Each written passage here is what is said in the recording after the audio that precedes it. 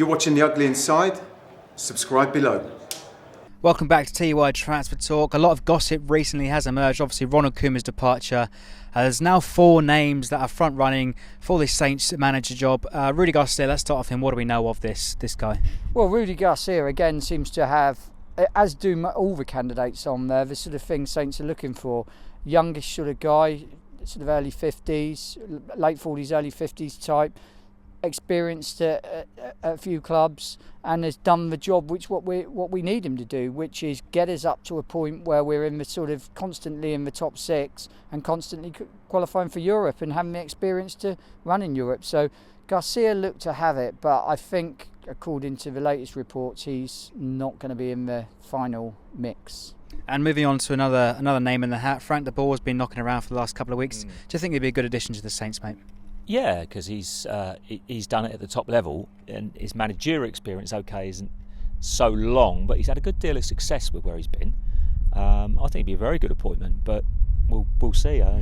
It's hard to speculate with so many names in the hat. Really, it's difficult to know who they're going to go for. And another name that I'm sure Premier League fans all over the world would know, Manuel Pellegrini, is also in the hat. Do you think he would fit Saints? I mean, well, according to the bookies, he's now favourite.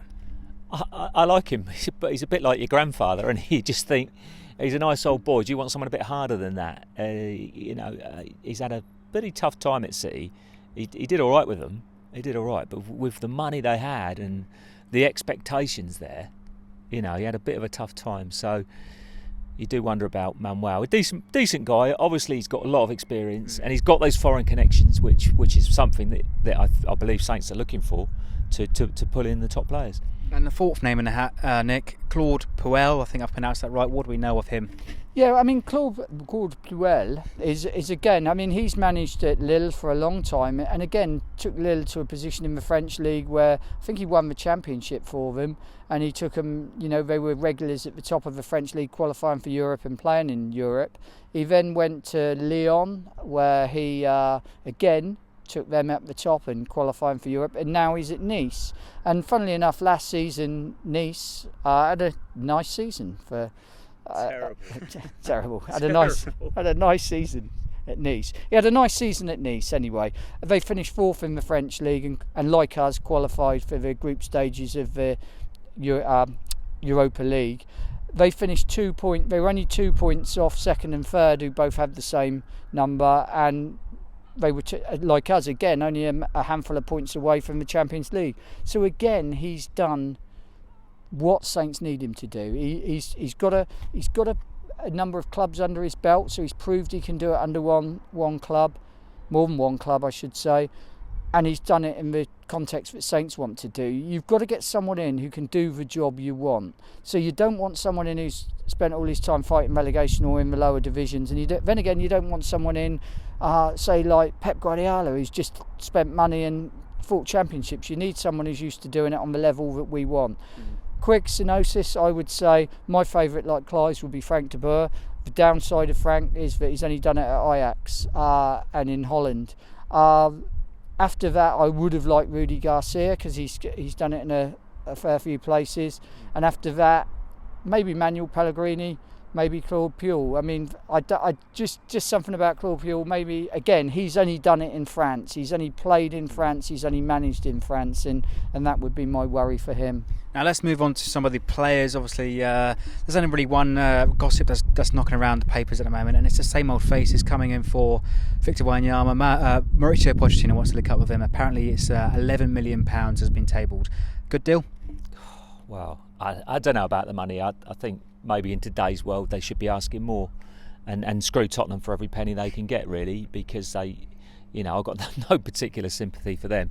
I was unfortunate enough to have to watch the game in London the other day, the England game, and got talking to a Tottenham fan who told me that they're already printing T-shirts with Wanyama's name on it at White Hart Lane. So they clearly think that the deal's done.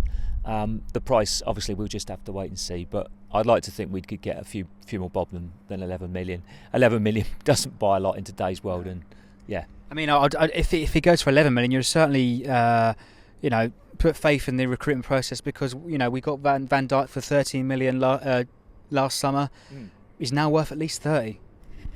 Yeah, I mean, I think I've got a slightly different aspect on this Wanyama deal. I mean, we knew Wanyama was going to go. We knew he'd been tapped up. We kept him here last year. In many respects, he won't. It's sad, really, because Wanyama had some great games for us last year, and undoubtedly, without Wanyama, we probably wouldn't have finished sixth. But if Wanyama hadn't have had sulked on several occasions and had these head fits where he dived into tackles he didn't need and got all these bans, we could have finished fourth, and we could have had a much better run in the Europa League. So it's a little bit of a paradox with him. The aspect I would say, though, is yes, we could have sold him to Tottenham for £20 million, but I would rather have had the season we had finishing sixth and getting into Europe, and I think that's worth the £8 million loss that we're likely to have made from this year to last year. We've got £8 million worth of gain out of him. A lot of that money, if we'd have finished 10th without him last season, has been made up by those 4 places. So we've got value from Wanyama. 11 million is what Spurs are quoting. So the buying club always comes down and saying we're getting a bargain. The selling club always tries to make out they're getting better. The answer is it's somewhere in between.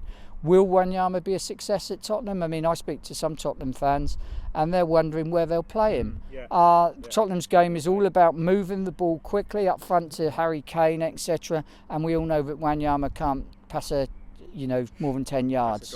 Pass a driving test. So the thing is with Wanyama, where do you fit him in? You've got Eric Dyer in the centre there. If you play him and Wanyama, you're gonna drastically slow down your game, and that's going to change your game. Is Wanyama happy going there and being second fiddle?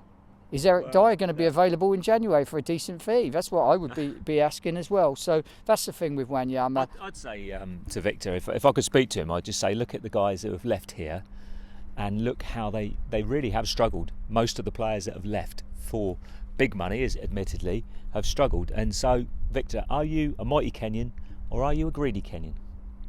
Well, there you have it, guys. Let us know in the comments below.